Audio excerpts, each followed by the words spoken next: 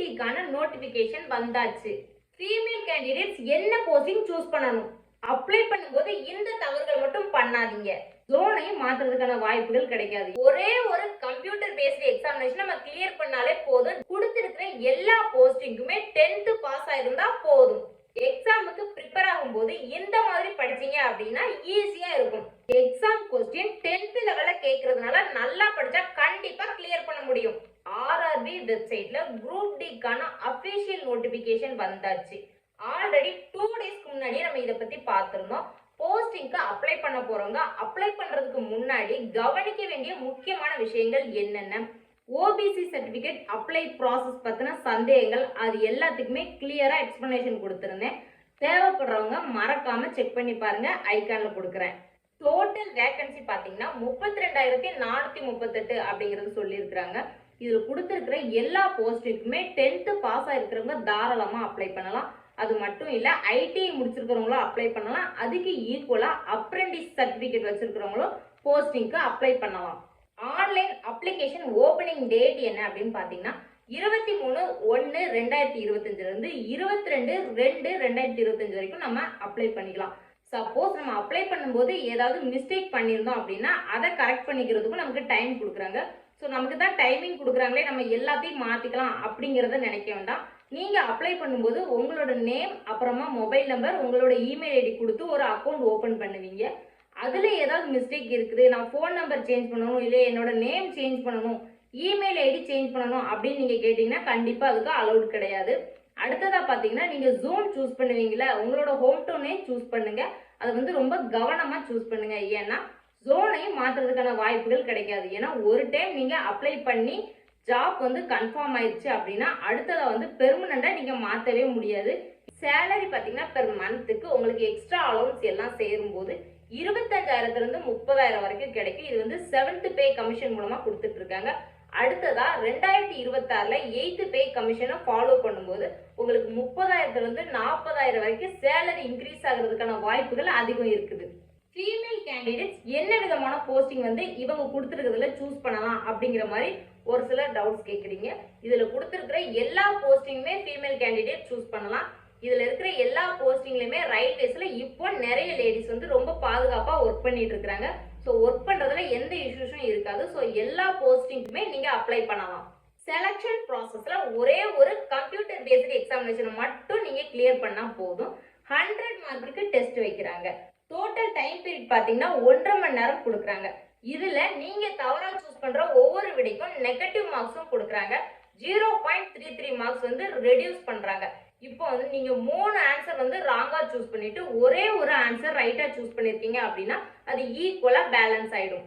எக்ஸாம்க்கான subject என்ன அப்படின்னு பாத்தீங்கன்னா ஜெனரல் இன்டெலிஜென்ஸ் அண்ட் ரீசனிங் இருக்கிறதுல இதுக்கு தான் ஹை ஸ்கோர் 30 மார்க்ஸ் கொடுக்குறாங்க. அடுத்ததா ஜெனரல் சயின்ஸுக்கு 25 மார்க்கும், மேத்தமெட்டிக்ஸ்க்கு 25 மார்க்ஸ் கொடுக்குறாங்க. General awareness and current affairs இது எல்லாத்துக்கும் சேர்த்து 20 மார்க்ஸ்னு சொல்லி டோட்டலா 100 மார்க்குக்கு டெஸ்ட் வைக்கிறாங்க. நீங்க எக்ஸாமுக்கு படிக்கும்போது ஒன் டேல ஒரு சப்ஜெக்ட் அப்படின்னு எடுத்து படிக்காம எல்லாத்தையுமே மிக்ஸ்டா படிங்க. ஏன்னா ஜெனரல் இன்டெலிஜென்ஸ் அண்ட் ரீசனிங் இதை வந்து படிக்கும்போது இன்ட்ரெஸ்டிங்கா இருக்கும். ஆனா சயின்ஸை ஒன் டே ஃபுல்லா படிக்கணும் அப்படிங்கும்போது ஃபோக்கஸ் மிஸ் ஆகும். ஸோ மிக்ஸ்டா படிச்சீங்க அப்படின்னா கொஞ்சம் ஈஸியா இருக்கும். எக்ஸாமும் பார்த்தீங்கன்னா நீங்க தமிழ்லே எழுதிக்கலாம். அது மட்டும் இல்ல போஸ்டிங்கும் தமிழ்நாட்டில் உங்க சொந்த ஊர்லயே வாங்கிக்கலாம். போஸ்டிங்கான ஏஜ் லிமிட் என்ன அப்படிங்கறத பத்தி பார்த்துடலாம். இடபிள்யூஎஸ் அன்ரிசர்வ் கேட்டகரியா இருந்தா 18ல இருந்து 36 வயது வரைக்கும் ஏஜ் ரிலாக்சேஷன் கொடுத்திருக்காங்க. ஓபிசி கேட்டகரியா இருந்தா 18ல இருந்து 39 வயது வரைக்கும், எஸ்சி எஸ்டி கேட்டகரியா இருந்தா 18 வயதுல இருந்து 41 வயது வரைக்கும் அப்ளை பண்ணிக்கலாம். பிடபிள்யூபிடி கேண்டிடேட்ஸா இருக்காங்க அப்படின்னா அவங்க எந்த கேட்டகரியில இருக்காங்களோ அதுல இருந்து 10 வருஷம் ஏஜ் ரிலாக்சேஷன் கொடுத்திருக்காங்க. எக்ஸாமுக்கான கேள்விகள் பாத்தீங்கன்னா 10th லெவல் குவாலிஃபிகேஷன்ல கேட்கறதுனால நம்ம நல்லா படிச்சோம் அப்படின்னு நம்மளால கண்டிப்பா இந்த எக்ஸாமை கிளியர் பண்ண முடியும். கம்ப்யூட்டர் பேஸ்டு எக்ஸாமினேஷனை நீங்க கிளியர் பண்ணதுக்கு அப்புறமா உங்க ஜோன்ல எவ்வளவு வேகன்சி இருக்குதோ அந்த வேகன்சில இருந்து 3 மடங்கு கேண்டிடேட்ஸை பிசிக்கல் டெஸ்ட்டுக்கு இன்வைட் பண்ணுவாங்க. அடுத்ததா பாத்தீங்கன்னா பிசிக்கல் டெஸ்ட்ல நம்ம பாஸ் ஆகணும். இதுக்கு வந்து இவ்வளவு மார்க்ஸ் ஸ்கோர் பண்ணணும் அப்படிங்கிற மாதிரி எதுவுமே கிடையாது. அவங்க கொடுக்குற டாஸ்க்கை அந்த டைமிங்குள்ள நம்ம கம்ப்ளீட் பண்ணணும்.